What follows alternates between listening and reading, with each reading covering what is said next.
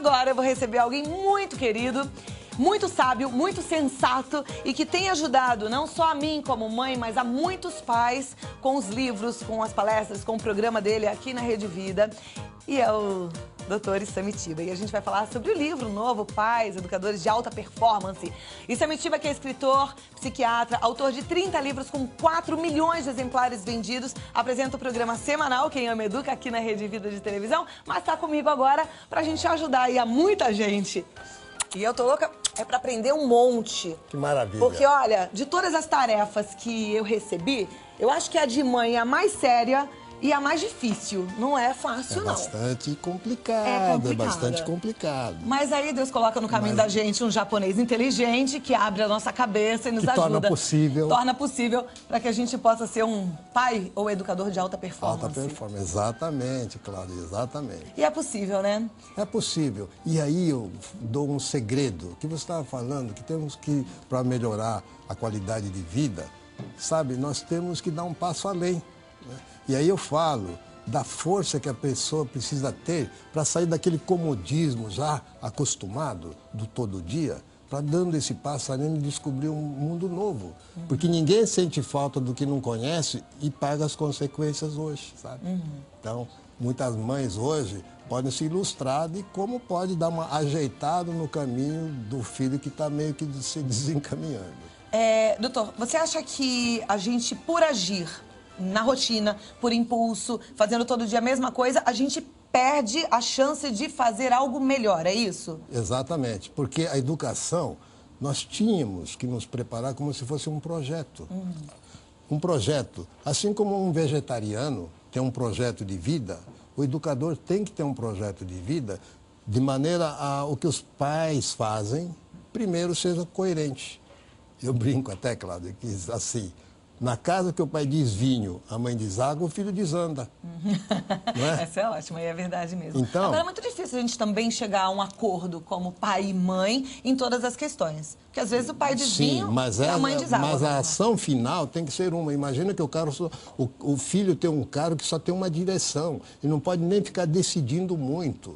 Porque se ele for decidir, ele vai fazer da vontade dele, que não tem competência para administrar depois as consequências.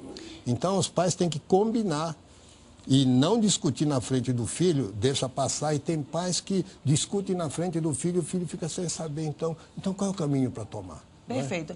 Doutora, acabou de falar alguma coisa que para mim foi bem importante, não sei se você prestou atenção, que é tomar a educação como um projeto, né? Isso. Quando a gente toma um projeto numa empresa, a gente faz uma reunião, a gente elabora estratégias, né? A gente decide e distribui... Põe um foco final. né? E distribui até assim, você cuida dessa parte, você dessa, isso aqui a gente decide juntos. Na educação deveria ser a mesma coisa. Exatamente. Principalmente olhar para aquele foco. O foco final, o que a gente quer do nosso filho? Primeiro é que ele seja um cidadão. Então, para ser cidadão hoje, tem que ter autonomia comportamental, quer dizer, saber avaliar antes de fazer. Senão, depois que ele faz, mas não era para esse time que eu queria torcer, mas todo mundo torceu, não é essa droga que eu queria usar, mas todo mundo usa, sabe? Não pode fazer isso. Isso é uma formação, uma educação que a gente faz com que o filho primeiro pense antes de aceitar. Autonomia comportamental, independência financeira. Quem depende do dinheiro faz o que o patrão manda. Então não é dono de si. E responsabilidade social. Quer dizer, tudo que eu fizer tem que ser o bem do social. Não dá para eu ficar rico sozinho, deixar todo mundo pobre e eu achar que sou vencedor. Não, eu sou um perdedor, porque essa vitória foi à custa do sofrimento de tanta gente. Então, a soma deu zero. A minha vitória com o sofrimento dos outros, somando, bateu zero. Então, a minha vitória não vale nada.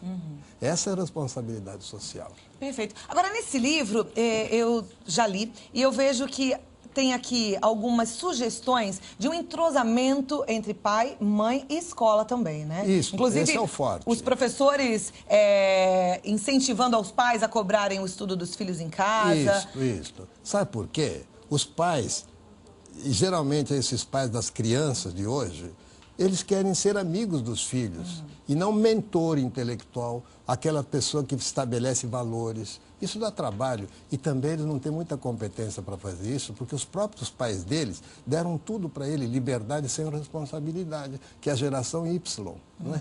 Então, Hoje dá para se fazer um projeto sobre isso e saber que o filho não é uma batata quente que a escola não quer, nem o pai, né? Os pais tinham que lembrar que filhos são para sempre, Cláudia. Filho para sempre, né? Você já viu alguma delegacia, pronto-socorro, necrotério chamar um professor de matemática? Não existe. São os pais a serem chamados, né? E aí, os pais, como famílias isoladas, são indivíduos, então não tem força. Agora, a escola tem força porque os pais, os professores se reúnem e tem um currículo organizatório. Então, essa organização poderia incluir como orientar os pais desorientados. E esse livro ajuda a formação dessa equipe numa escola.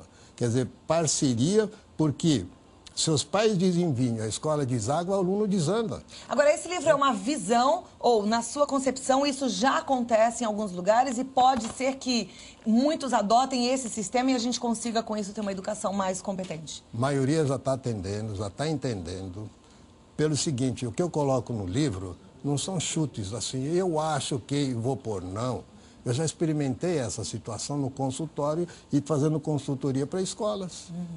O que eu trago são resultados. Eu sou precursor, porque os primeiros problemas que começam a surgir nas famílias, geralmente vêm para mim. E eu não tenho soluções, eu busco soluções com parceria das famílias ou das escolas que vivem os problemas. Então, com isso, eu encontro soluções que eu acho que se as escolas soubessem, eles sairiam de vários apuros, e os pais também. Por isso que eu escrevo tantos livros. Por exemplo, hoje, se a gente pudesse falar para alguém que é coordenador pedagógico de uma escola, diretor de uma escola, qual seria essas sugestões, qual seria a mais importante dentre elas? Primeiro, que dentro da classe, os professores deveriam saber que o cérebro, a mente das crianças hoje não aguentam um período de aula de 40 minutos seguidos. Então, tinha que fazer o que chamam de mental break. Não tem um coffee break dos workshops? Mental break. Dá uma matéria que é importante, 10, 15 minutos, e depois vão partir para o debate. A primeira é expositiva, a segunda é participativa. E da participativa, sim, o professor já faz perguntas, e nessas perguntas eles têm que recolocar o que ouviram, ou seja, integram o conhecimento. E isso chama-se mental break, né? E tem uma dica fundamental, é que o que os professores fazem com os alunos na escola, eles podem passar para os pais fazerem a versão família para os filhos. Levar uma lição de casa para pais também, né? Exato, pelo seguinte... É importante essa participação. Sem dúvida, porque os pais são plenamente cordatos, assim, quer dizer, estão de acordo com o filho não estudar porque não tem prova. E depois, no último dia, quer... correr atrás do prejuízo, ou seja, às vezes nem é do decoreba, último dia, no final do último tempo, às 10 horas da noite, né? E decoreba não ensina. Não. Então, o filho tem que estudar todos os dias. Os programas que você faz são diários. Agora vai fazer tudo num dia só, no final do mês? Não pode. Não, né? não pode, não dá certo. Não né? dá certo. E aí, outra questão é que se a pessoa deixa para o final, faz correndo e metade do que pode fazer só para ser aprovado na escola. Você espera alguém fazer um trabalho um mês, quando vem pela metade, só porque é dia do pagamento? Não pode, né? Então eles estão educando mal. Na verdade, está totalmente diferente do que espera-se de resultado lá na frente, né? Exato, porque não a são de gente alta quer alguém performance, que trabalhe todos os dias, com coerência, que trabalhe com excelência, né? Exato. E a gente está ensinando exatamente o contrário. É por isso que eu falo no conceito agora. O conceito de alta performance é fazer o melhor possível, pensar o melhor possível e avaliar resultados. Os pais não avaliam o resultado da educação dos filhos. Acostumam-se com isso e acham ruim que a escola chame atenção.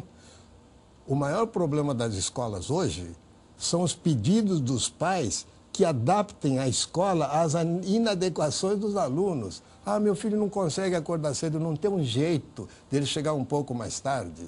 Ah, não conseguiu fazer lição, mas sabe, ele teve gripado e não teve. Para que fica mentindo? Para que isso? Para reforçar o quê?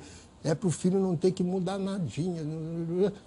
e ele vai para um trabalho e a mãe que vai justificar. Agora, essa questão é complexa, né? Porque eu fico imaginando da necessidade que esses pais, que são os pais da minha geração, e eu me enquadro nisso. A gente tem um medo de não ser amigo do filho, que ontem eu ainda fiquei pensando o que acontece com essa nossa geração, porque a gente acha que tem que ser realmente amigo do filho. É um medo tão grande de ser severo, de ser firme, de ser talvez até um pouco distante, né? É um medo por falta de conhecimento de que os pais são os mentores do filho.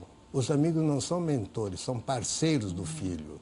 Imagina que o amigo ele escolhe quantos ele quiser e ele deleta se quiser, ainda mais no Facebook. Né?